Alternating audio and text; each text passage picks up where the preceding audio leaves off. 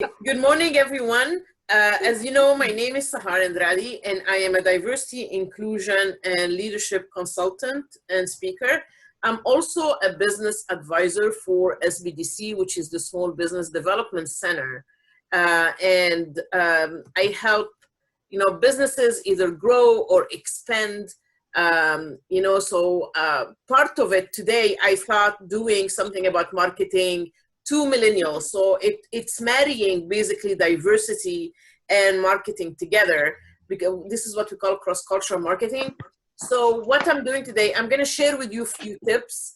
I'm going to try to respect the time that we have here to make it to give you as much information as I can. And of course, I will, at the end, whoever wants to stay for questions, they're more than welcome to stay for questions. So I'm going to start.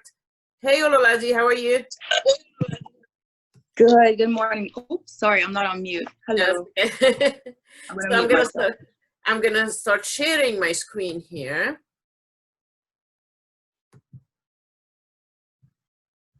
Okay, and I'm gonna make smaller here so you can see the slides.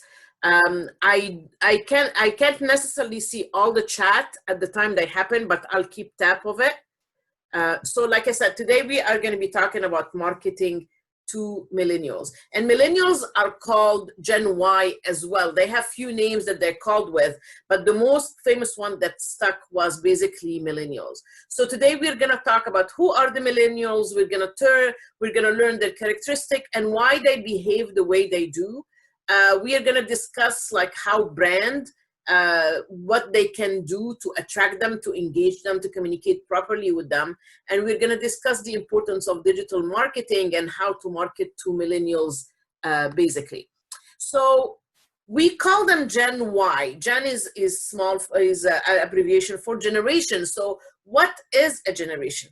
A generation is usually a group of people that lived in a certain era of time or a period of time where they were shaped by the history, social changes, and popular culture. And they say that people look like the people of their time more than they look like their parents.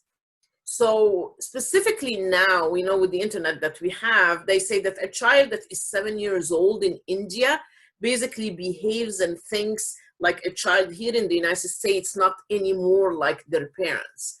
So a generation, like I said, is a group of people. And if we understand the period of time that they grew up in, we can understand their behavior and why they do certain things. Because sometimes people feel like generations is like a mystery, but it's really not. If we discuss the social changes that happen, the history and the culture at that time, we can understand why they do that. Because their attitude, perceptions, and values is basically what shaped them. And I want to let you know, people have the idea or perception that ageism only affects older people. But actually, ageism goes both sides. Affects older people and affects younger people. Ageism is when we discriminate against age. So younger people, if they discriminate against older people, it's ageism that way. And if older people discriminate against younger people, ageism go in the other direction. So millennials are, like we were talking about it, Jeanette, millennials are born between 1980 and 1995. They used to think, that a generation is 20 years, a group that lived in 20 years in the same period. But when millennials, we were discussing millennials and they did research, they always look at what is the biggest case of history that shaped their life. And we're going to talk about that in a second. So they used to think that millennials are born between 1980 and 2000, and now they pushed it to 1995. So the oldest millennial right now is 40 years old, and the youngest is about 25. So I'm going to share with you why we went from 2000 to 1995. So Generation Y or Gen Y or millennials, they like influence and affluence. So if I ask you for a second, if I tell you, who comes to your mind when I say someone that wore wire-rimmed glasses? Who comes to your mind? You can unmute yourself.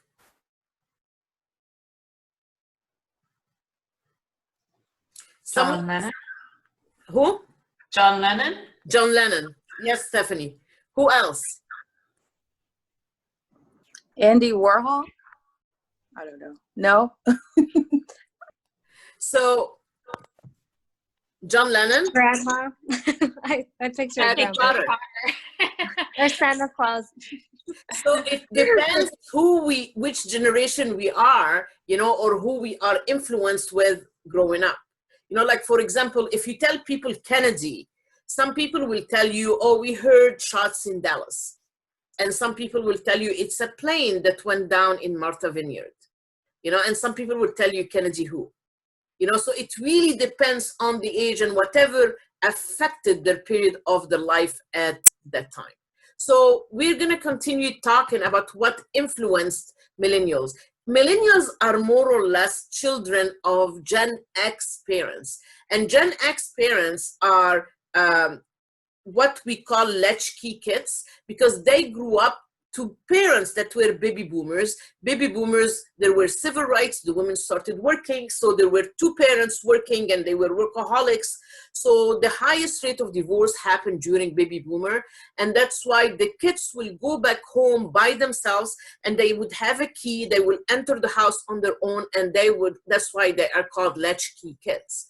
So they wanted to compensate for that with their children, so they became helicopter parents.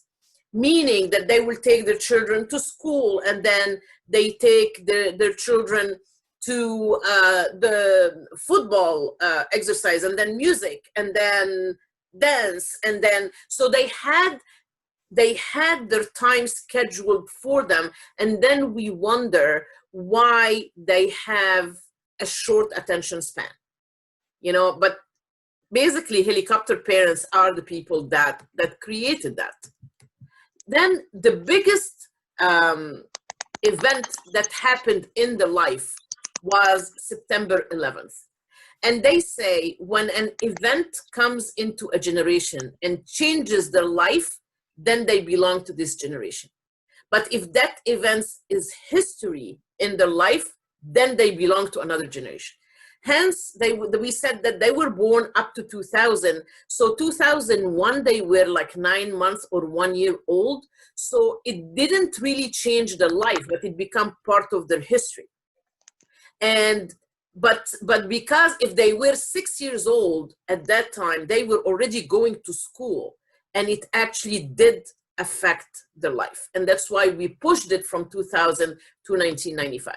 And because of September 19th, they grew up in an economy that wasn't that good. They grew up in everything doom and gloom, and they are one of the most patriotic generations. So if we look really at the military, most of them are young people that are millennials because they felt the need to protect their country because they're patriotic. But also during the millennials, we have seen the mass shootings for the first time, like in Oklahoma, in Columbine school.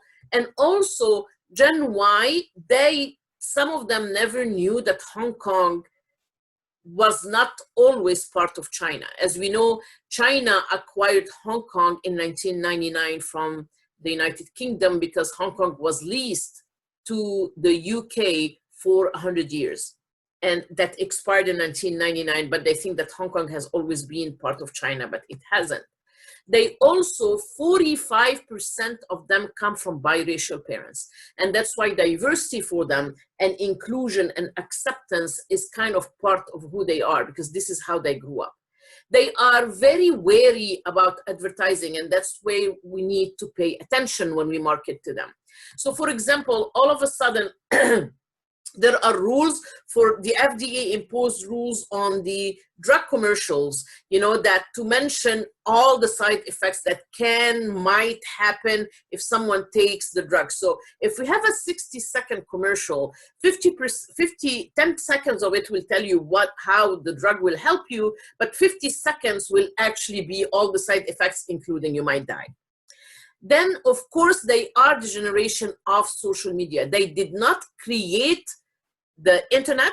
Internet was created by Gen X, but social media was around their time. And there is something that we always say that millennials are tech savvy. You know, and according to Jack Dorsey, actually, he says something that makes a lot of sense. He says they are tech dependent, not necessarily tech savvy. Tech savvy is when you know how everything in that part of technology works, but they're just addicted on how to use technology. So they are tech dependent rather than being tech savvy.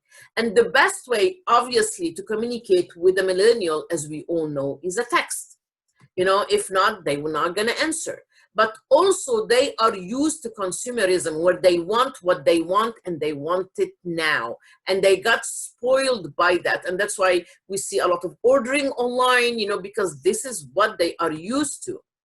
They are used to multitasking, and somehow millennials are the best at multitasking. The older generations are not that good at multitasking. Actually, multitasking is a kind of a myth because our brain cannot work in parallel path doing different things at the same time. Like we cannot, I mean, all of us were in the situation where we could be talking on the phone, typing an email, and someone is talking to us at the same time. And sooner or later, something is going to go wrong. Sooner or later, right? And we have to stop and repeat it. So multitasking can actually be a waste of time.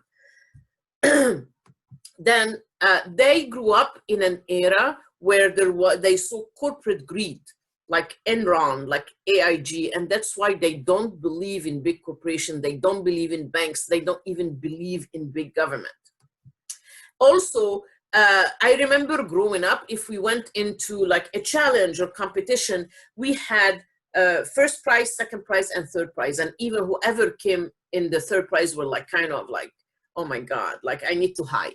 But now with the millennials, we offer them a participation trophy up to the 11th and 12th position. So it just, and then we call them entitled.